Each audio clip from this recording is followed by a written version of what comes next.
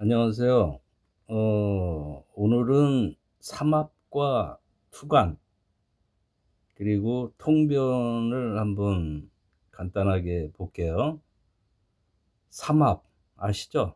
그 다음에 투관, 지지에서 천간으로 올라온 거, 요거 개념을 한번 해볼게요. 지장간이라는 거는 뭐 너무 많이 하시는 거죠. 지장간.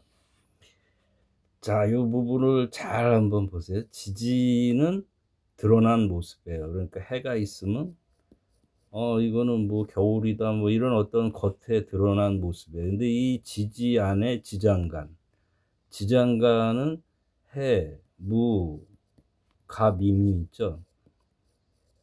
이 지장간은 해 속에 숨어서 있는, 내면에 있는 모습이다. 그래서 보통 많이 또 유전자다, DNA다 이런 표현을 쓰죠. 그래서 지지는 드러난 모습이고 지장간은 지지에 숨겨진 모습, 그런 내면의 모습이다. 그러니까 해라고 하면 겉으로는 겨울이다 이런 단순한 어떤 모습이라고 우리가 생각할 수 있지만 얘의 모습은 이런 모습, 이런 모습, 이런 모습들의 복합적인 게 해라는 의미죠. 자, 이 부분을 갖고 이제 목국, 해묘밈은 목국이죠. 목국을 예시를 들어서 우선 지장간이라는 의미를 이제 통해서 투간까지 그리고 통변까지 연결해서 한번 보자고요. 지장간이 단순한 숨어 있는 글자가 아니라 마치 우리 몸속의 DNA처럼 잠재되어 있는 기운이다. 목국의 첫 글자 해묘미 중 해는 지지로 겨울의 시작, 그냥 해 글자만 보면 겨울이다, 정지된 어떤 상태, 뭐 이런 어떤 느낌으로 할 수 있는데 지장간까지 살펴서 들어가 보면 이 안에는 이런 지장간의 기운, 천간의 기운이 숨어 있다. 자, 해중무는 요 글자마다의 의미를 이게 전체적으로 지장간이 있으면 이 자서부터 해서 오, 그 다음에 이 전부 지지마다의 지장간이 있잖아요. 이 흐름 속에서의 지장간의 의미를 새겨 보셔야 되는데, 자, 그렇게 하기엔 너무 광범위하니까 해라는 이 해가 요쯤에 있죠. 자가 여기 있다 그러면 요 해를 갖고 해 중에 무는 어떤 의미를 갖고 있냐? 가을을 넘어온 시간대 지지죠. 요거를 정리하고 다음을 준비하는 기반, 어떤 토의 어떤 특성이죠. 그런 기반의 데이터다. 그 다음에 해중 갑은 이 봄에서 여름, 그 다음에 가을, 그 다음에 겨울로 넘어가는 이 시점의 갑은 씨앗이다. 그동안의 모든 그런 어떤 생명 이런 것들을 품고 있는 그런 씨앗이다. 해중임은 쭉 넘어와서 이제 다음으로 넘어가기 위한 그런 이 씨앗을 잘 보필한다 그럴까요? 잘 보존하는 그런 생명수와 같은 기운이다. 해 지지만 보면 고요하지만 그 속 지장간에는 시작, 갑, 그 다음에 기반이라는 무, 그 다음에 생명수라는 임, 요런 잠재되어 있는 기운이 들어있다. 그래서 목국의 중심인 이제 삼합을 연결해서 보면 묘는 해에서 씨앗이라고 아까 갑을 기준해서 일단 한번 보세요. 그러면 묘에서 이게 활발하게 활동을 하죠. 그 다음에 미에서 결국은 이제 다시 저장을 해서 다음을 기약하고 그동안에 그 씨앗이 성장해서 열매를 맺는 그런 과정들을 결말을 지으려고 하는 그런 미, 이런 해묘미의 순서 속에서 이 미를 한번 보시면 해묘미의 미, 마지막 여름의 글자로서는 여름의 끝, 성장을 마무리하고 결실을 준비하는 시기. 미의 지장간은 정을 기가 또 있죠. 그러면은 이 흐름 속에서 이 얘기를 가만히 한번 여러분도 아시는 건데 흐름 속에서 이걸 한번 보시면 무성하게 자랐던 을은 성장을 멈추고 이 미 시기, 지금이 미월이 지나고 신월이 돼 있는 거죠. 지금 25년에. 근데 미라는 건 성장을 멈추게 하고 정이라는 따뜻한 햇볕, 햇살 아래 기라는 비옥한 토양이 되는 거죠. 이 기는 결실을 맺을 준비를 하게 하는 그런 토양이다. 이렇게 보시면 되죠. 그래서 지지미는 성장, 마무리와 결실 준비의 그런 데이터, 그런 잠재해 있는 것을 품고 있는 지지다. 이렇게 되어 있어요. 자, 그래서 이 흐름 자체, 해묘미 목국이라는 걸 지장간 의미를 통해서 보면 씨앗, 갑이라고 아까 얘기했죠. 성장, 묘. 그러니까 활발하게 성장하는 거. 그 다음에 결실이라는 건 다시 을이라는 이런 마무리.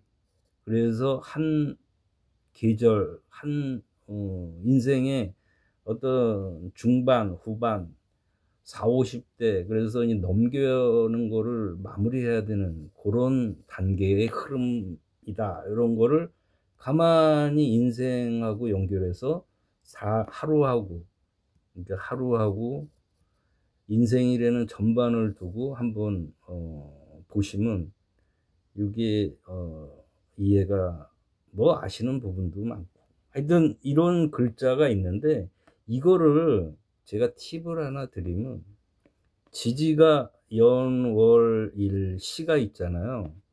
그럼 이거를 만약에 한대면 인도 있고 뭐 여기에 자도 있고 그 다음에 미가 있다 그 다음에 여기 신이 있다 그러면 이걸 계절로서 이 지지 연월일 시의 개념을 한번 조망을 해보고 생각을 해보세요. 그러면 지금 제가 해묘미 삼합을 통해서 말씀드렸던 이런 것들을 조금 새로운 시각으로 연월일시의 지지를 바라보실 수 있습니다. 이걸 한번 해보시기 바래요. 자, 그래서 오늘 얘기 드리려고 하는 거는 삼합, 국이라는 이 사주가 국이 형성됐다. 그럴 경우에 지장간에 해무가 있잖아요. 무토가 투관한 경우에 통변을 어떻게 할 것인가 이런 거를 오늘 주제니까 요걸 한번 보시면 지장간의 투관, 무가 투관했어요. 그러면 지장간은 잠재되어 있는 거라고 그랬죠. 잠재력이 투관했으니까 현실에 드러난 것, 발현된 것, 즉 숨겨져 있던 잠재력이 외부로 드러나고 현실적인 영향력, 현실적으로 발현된 거니까 행사하기 시작됐음을 의미합니다. 이때 무는 화목, 그러니까 해묘미 목으로 화한 이 무와 목이 대치 관계가 아니고 제가 말씀드리고 싶은 요점은 화목의 성장, 목국이 됐으면 목의 이 기운이 굉장히 강하잖아요. 그러면 오행상 목극 토니까 목이 토를 극한다. 이런 어떤 대치적인 관계가 아니라 보조한다. 무토는 천간에 드러난 지장간에 있는 잠재된 기운이 천간으로 드러났을 때 이 무토는 어떤 식으로 우리가 통변을 해야 되겠냐 하는 부분을 제가 오늘 말씀드리려고 하는 거예요. 이 무토는 보좌 또는 조력하는 거. 그러니까 목극토니까 토로서 뭐 제압을 당한다 이런 어떤 대치관계 개념으로 통변을 접근하지 말고 삼합국이 된 그 오행의 기운을 내 성장을 보좌하고 조력한다. 한마디로 종속되는 거다. 이런 개념으로 접근을 해보시려는 얘기예요. 이게 제가 얘기 드리고 싶은 오늘의 핵심입니다. 자, 이를 달리 한번 표현하면 목 삼합의 강한 성장 기운이 무라는 기반 위에서 무토가 안정 기반이 되는 거예요. 그래가지고 안정적으로 발현되게 그런 어떤 보조적이고 조력하는 기운으로 무는 작용을 하는 기운이다. 이렇게 통변에 적용을 해 보시라는 거죠. 자, 이거를 간단하게 육친이라는 건 관계죠. 이런 육친적 통변으로 적용을 하면 병화일간이 있을 경우에 무토가 투관을 했어요. 이럴 경우에 여기에 지지에는 이제 해묘미 목국이 형성이 돼 있다. 이런 팔자가 있을 경우에 일간이 병화라면 무는 식신이 되죠. 그럼 목사막국은 인성이 되잖아요. 지혜와 학문을 바탕으로 무토, 식신이라는 건 표현력, 재능, 창조성이 현실에서 구체적으로 드러난 거잖아요. 그런 결과물로 나타나는 형태가 되겠죠. 여기에서 말하는 재능이 지혜를 받쳐주는 모습이라는 거. 자, 목이라는 건 목극 토가 되니까 토는 식신이니까 얘는 인성이니까 인이 식을 극하잖아요. 이런 극의 관계로 통변을 접근하지 말고 재능이라는 거는 식신이라고 할 수 있죠. 지혜라는 건 인성이라고 할 수 있잖아요. 그러니까 이 모습을 어떻게 우리가 통변을 할 것이냐, 이런 부분에서 재능이 발현이 될 때 인성, 지혜를 적절히 활용하여 그 재능을 더욱 깊이 있고 풍부하게 만든다. 이런 식으로 한번, 뭐 많이 아시는 분들도 있겠지만 이 부분이 참 묘한 그 통변의 뉘앙스를 줄 수 있어서 한번 여러분들한테 이 부분을 같이 한번, 저도 글을 보다가 한번 올리는 거예요. 그러니까 이 부분을 저하고 비슷한 생각을 가지셨던 분은 잘 음미를 해 보시면 통변에 묘한 그런 부분이 있습니다. 그러니까 다시 한번 말씀을 드리면 무가 투관을 했을 때 이 경쟁 관계나 이런 어떤 그런 극의 관계로서 접근할 게 아니고 이 재성이라고 할 수 있는, 여기서는 식신이라고 할 수 있는 이 기운이 인성을 보좌를 한다.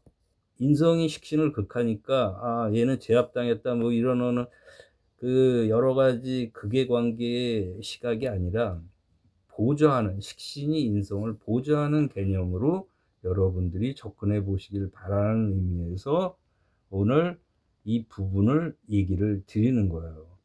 결론적으로 목 삼합 플러스 이제 사주가 삼합이고 지장간에 해무 있잖아요. 이게 무토가 투관하면 잠재된 유전자 코드인 지장간이니까 이게 코드가 무가 활성화가 된다 이거죠. 이 목기운을 이때 어떤 목기운과 대치되는 그런 기운의 모습으로 통변을 접근할 게 아니고 이 목기운을 무라고 여기서 예를 들었으니까 이 식신이라고 아까 병이라고 했을 땐 식신이 되는 거죠.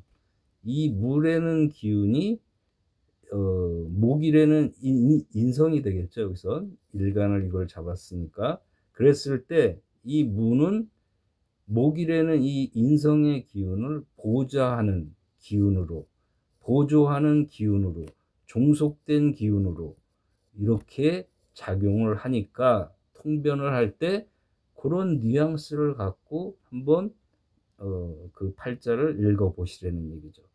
자, 다시 한번 말씀을 드리면 목국, 지장간의 무토의 투관, 목의 강한 성장의 에너지가 토가 현실적인 기반이 된다. 이런 개념이죠. 또 토는 그런 역할, 보조하는 역할을 한다. 결국 투관한 무는 목의 강한 성장을 억누르는 통제의 역할이 아니라 목국 토니까 목에 토가 제압이 오행상 제압이 되는 거 아니냐. 근데 이런 관계, 육친이라는 건 관계잖아요.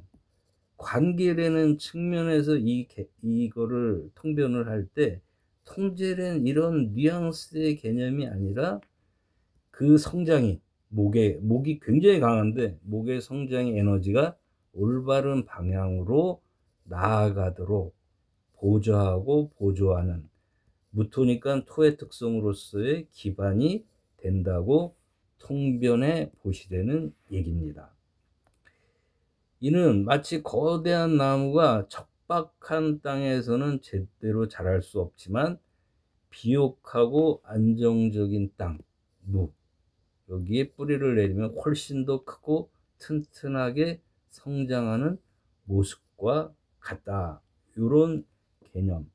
제가 오늘 말씀을 드리려고 하는 건 아까 얘기 드렸던 것처럼 만약에 병일간일 경우에 지지로 목국이 삼합 목국이 형성이 됐을 때 무가 투관이 됐을 때 과연 이 무를 어떻게 해석을 할 것이냐 이런 부분에 대해서 이 무는 보조적인 작용으로서의 목국을 도와주고 기반을 마련해 준다.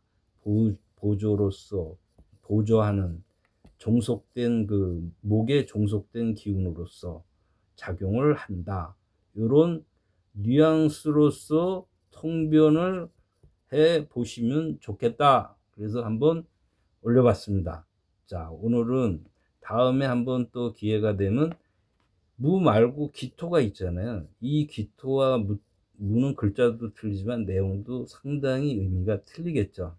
또 그런 이렇게 했는데 시간이 많이 보시지도 않고 그러니까 갑자기 생각이 나고 또 시작한 거니까 언제 마무리가 될지 모르겠지만 한번 요런 거를 통변에 한번 활용해 보시면 참 좋겠다. 그래서 오늘 한번 올려봤습니다. 또 다음에 한번 또 찾아올게요.